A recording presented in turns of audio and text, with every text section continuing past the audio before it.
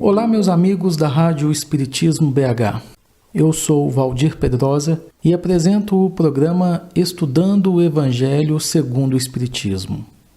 A partir do programa de hoje, estudaremos o último capítulo desta importante obra da codificação espírita. Trata-se do capítulo 28, cujo título é Coletânea de Preces Espíritas. Allan Kardec abre esse capítulo com o seguinte preâmbulo. Abre aspas. Os espíritos hão dito sempre: a forma nada vale. O pensamento é tudo. Ore, pois, cada um segundo suas convicções e da maneira que mais o toque. Um bom pensamento vale mais do que grande número de palavras com as quais nada tenha o coração. Fecha aspas. É fato, meus amigos, que os espíritos jamais prescreveram qualquer tipo de fórmula absoluta para fazermos as nossas preces. Quando eles fornecem alguma fórmula, é apenas com o intuito de nos auxiliar a fixar as ideias e, sobretudo, para chamar a atenção sobre certos princípios da doutrina espírita. Eles fazem isso também com o fim de auxiliar os que sentem embaraço para externar suas ideias. Isso porque há pessoas que não acreditam que realmente oraram se não conseguirem formular seus pensamentos. A coletânea de preces que se encontra neste capítulo representa uma escolha feita por Allan Kardec entre muitas preces que os espíritos ditaram em várias circunstâncias. Sem dúvida, os espíritos amigos poderiam ter ditado outras preces e, em termos diversos, preces apropriadas a certas ideias ou a casos bem especiais. Mas, na verdade, pouco importa a forma se o pensamento é essencialmente o mesmo. O objetivo da prece consiste em elevar a nossa alma, o nosso espírito, a Deus. A diversidade das fórmulas nenhuma diferença deve criar entre os que nele creem, nem ainda menos entre os adeptos do Espiritismo, porque Deus aceita todas essas preces desde que sejam sinceras, como vimos nos estudos que fizemos quando tratamos do capítulo 27. Desta forma, não há por que considerar esta coletânea de preces como um formulário absoluto e único, mas simplesmente uma variedade no conjunto das instruções que os espíritos ministram. É uma aplicação dos princípios da moral evangélica desenvolvidos ao longo de O Evangelho segundo o Espiritismo. É um complemento aos ditados dos espíritos superiores no que diz respeito aos deveres para com Deus e para com o próximo. Podemos ainda dizer que é um complemento de tudo que vimos neste livro, em que são lembrados todos os princípios da doutrina espírita.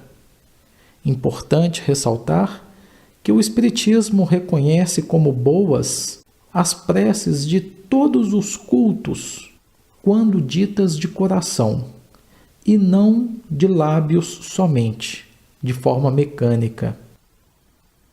O Espiritismo não impõe nenhuma prece e nem reprova qualquer outra. Deus, segundo a doutrina espírita, é sumamente grande para repelir a voz que lhe suplica ou lhe entoa louvores, porque o faz de um modo e não de outro. Isso para Deus é tranquilo. Quem quer que lance anátema às preces, que não estejam no seu formulário, provará que desconhece a grandeza de Deus. Crer que Deus se atenha a uma fórmula é emprestar-lhe a pequenez e as paixões da humanidade. Ou seja, Deus não atende esta ou aquela prece em função da forma, em função do seu conteúdo exterior, mas sim da sinceridade do pedido de quem está fazendo, da sua real necessidade, do seu merecimento e da sua utilidade.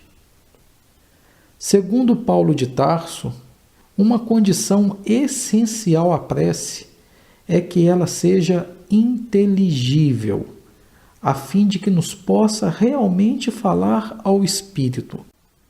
Para isso, não basta que seja dita numa língua que aquele que ora compreenda. Há preces em língua vulgar que não dizem ao pensamento muito mais do que se fossem proferidas em uma língua estrangeira qualquer, e que por isso mesmo não chegam ao coração. As raras ideias que elas contêm ficam, as mais das vezes, abafadas pela superabundância das palavras e pelo misticismo da linguagem. Aprendemos com a doutrina espírita que as principais qualidades de uma prece é que ela seja clara, simples e concisa, sem fraseologia inútil nem luxo de epítetos, que são meros adornos.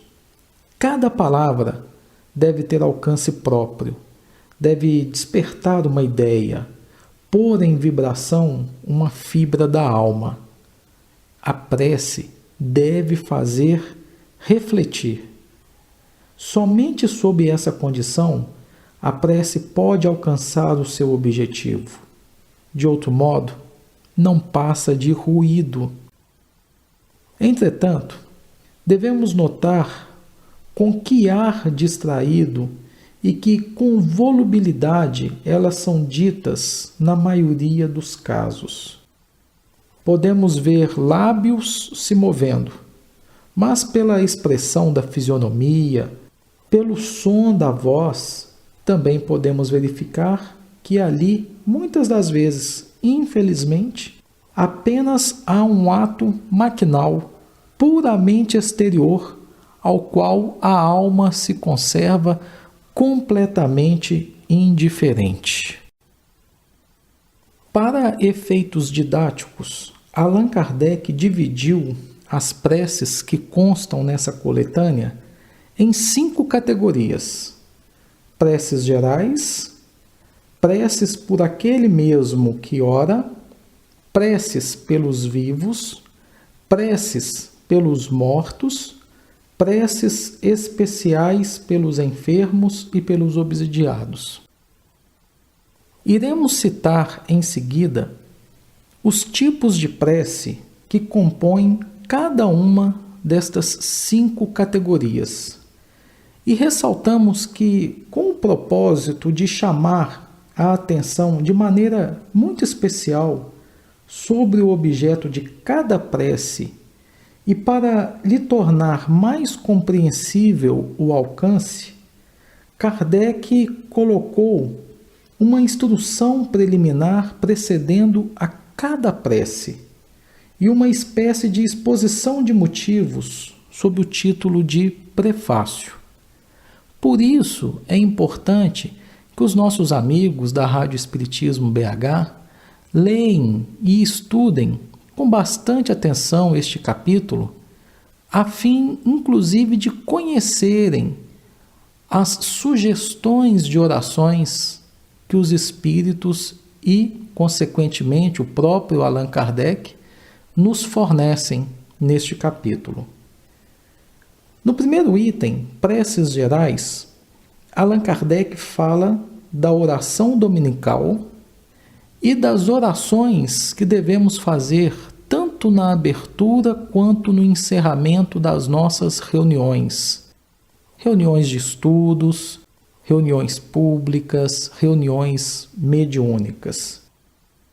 Com relação à oração do Senhor, a oração dominical, que é o nosso famoso Pai Nosso, nós vamos deixar o estudo um pouquinho mais para frente.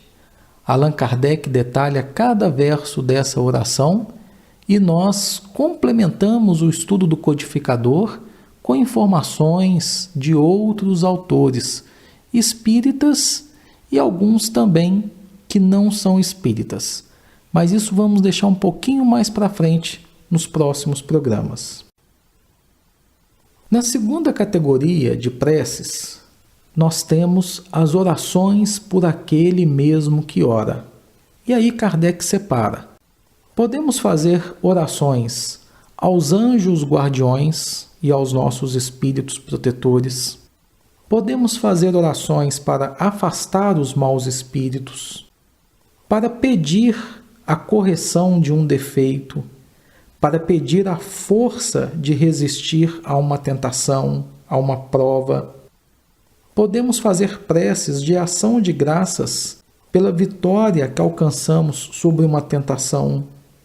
Podemos orar pedindo um conselho. Há ainda as preces que podemos e devemos fazer diante das aflições da vida. Prece por ação de graças por um favor obtido. Preces como um ato de submissão e de resignação. Podemos e devemos também orar diante de um perigo iminente, à hora de dormir. Podemos ainda fazer uma oração de ação de graças por haver escapado a um perigo. E Kardec encerra essa parte do capítulo dizendo ainda a respeito da prece, prevendo a proximidade da morte. Na sequência, na terceira categoria, nós temos as preces por outrem, ou seja, as preces que fazemos em benefício de outras pessoas. Nesta categoria, destacam-se as preces por alguém que esteja em aflição, em ação de graças por um benefício concedido a outra pessoa, prece pelos nossos inimigos e pelos que nos querem mal, prece de ação de graças pelo bem concedido aos nossos inimigos, prece pelos inimigos do Espiritismo, por uma criança que acaba de nascer e por um agonizante, por uma pessoa que esteja enferma. A quarta categoria é composta pelas preces em favor dos que já não são da terra. E aí estão incluídas as orações por alguém que acaba de desencarnar, pelas pessoas a quem tivemos afeição, pelas almas sofredoras que pedem preces, por um inimigo que desencarnou, por um criminoso, por um suicida, pelos espíritos penitentes e pelos espíritos endurecidos.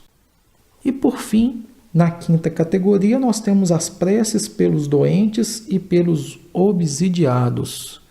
Nesta categoria, Allan Kardec coloca lá para a gente os exemplos, as sugestões de preces fornecidas pela espiritualidade superior em favor dos nossos irmãos que se encontram adoentados e em favor daqueles outros que se encontram padecendo de processos obsessivos.